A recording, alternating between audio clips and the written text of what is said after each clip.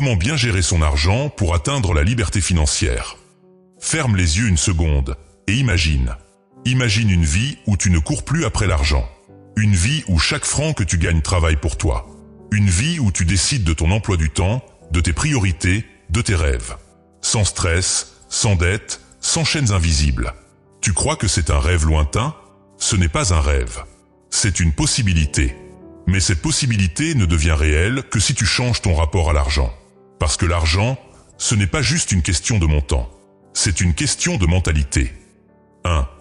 Pourquoi tant de gens échouent avec l'argent? On a grandi dans un système qui nous a appris à gagner de l'argent, mais pas à le garder.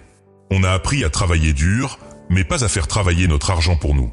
On a appris à consommer, mais rarement à investir. Le résultat, on travaille toute notre vie pour payer des dettes. On achète des choses dont on n'a pas besoin, pour impressionner des gens qu'on ne connaît même pas. Et on finit prisonnier d'un cercle vicieux. Mais tu peux briser ce cercle. Tu peux décider, dès aujourd'hui, de devenir le maître de ton argent et non son esclave. 2.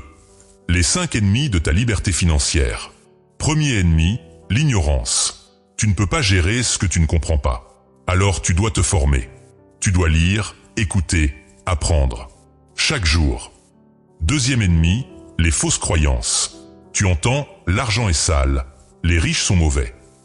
Mais la pauvreté n'est pas plus noble que la richesse. L'argent entre de bonnes mains peut faire le bien. Troisième ennemi, la consommation impulsive. Tu vois une pub, tu veux acheter. Tu vois ton ami s'acheter un téléphone, tu veux faire pareil. Mais la richesse ne s'affiche pas, elle se construit. Quatrième ennemi, vivre au-dessus de ses moyens. Si tu dépenses plus que tu ne gagnes, peu importe ton salaire, tu resteras pauvre. Cinquième ennemi, la procrastination. Je commencerai demain. Mais demain, c'est souvent jamais. 3. Les 5 fondations d'une gestion intelligente de l'argent. Première fondation, la clarté. Tu dois savoir exactement combien tu gagnes, combien tu dépenses. Pas de flou, pas de hasard. Note tout. L'argent fuit toujours par les trous invisibles. Deuxième fondation, le budget. Le budget n'est pas une prison. C'est une carte. Tu décides à l'avance où va ton argent. Tu dis à chaque franc, voici ta mission. Troisième fondation, l'épargne stratégique. Épargne au moins 20% de ce que tu gagnes. Même si c'est peu, même si c'est difficile. Ce n'est pas le montant qui compte, c'est l'habitude. Quatrième fondation, la gestion des dettes. Ne laisse pas la dette consumer ton avenir. Élimine-la avec rigueur. Priorise. Ne la laisse pas s'installer. Cinquième fondation, l'investissement. Investis dans des actifs. Des choses qui prennent de la valeur. Des choses qui te rapportent. Investis aussi dans ta connaissance. Car l'esprit riche précède le compte riche. 4. Le vrai visage de la richesse. La vraie richesse, ce n'est pas une voiture de luxe. Ce n'est pas des bijoux. Ce n'est pas des voyages à Instagram. La vraie richesse, c'est la liberté. La liberté de dire non. La liberté de prendre soin des siens. La liberté de prendre du temps pour toi. Et surtout, la liberté de vivre selon tes valeurs. 5. L'histoire du jardinier silencieux. Un homme pauvre dans un village plantait un arbre chaque jour. Les autres riaient de lui. À quoi bon? Tu perds ton temps. Lui, il continuait. Il refusait d'acheter des choses futiles. Il économisait. Il investissait. Il apprenait. 10 ans plus tard, son terrain est devenu une forêt. Il vend le bois, les fruits, il vit dans l'abondance. Et ceux qui riaient, ils sont toujours là, à courir, à manquer, à se plaindre. Tu veux être qui dans cette histoire? 6. Les règles d'or appliquées dès maintenant. 1. Gagne plus, mais surtout, dépense moins.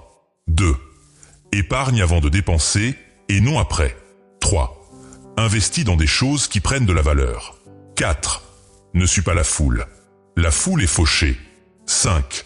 Forme-toi en continu. Livres, vidéos, mentor. 6. Fais travailler ton argent pour toi. 7. Distingue les besoins des désirs. 8. Dis non plus souvent. 9. Planifie tes objectifs financiers. 10. Reste patient, la richesse prend du temps. 7. Ce que tu dois te répéter chaque jour. Chaque matin, répète ceci. Je suis maître de mon argent. Je dépense avec sagesse.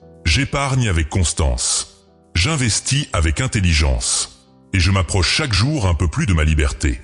Parce que ce que tu répètes devient une croyance. Et ce que tu crois profondément, tu finis par le vivre. 8.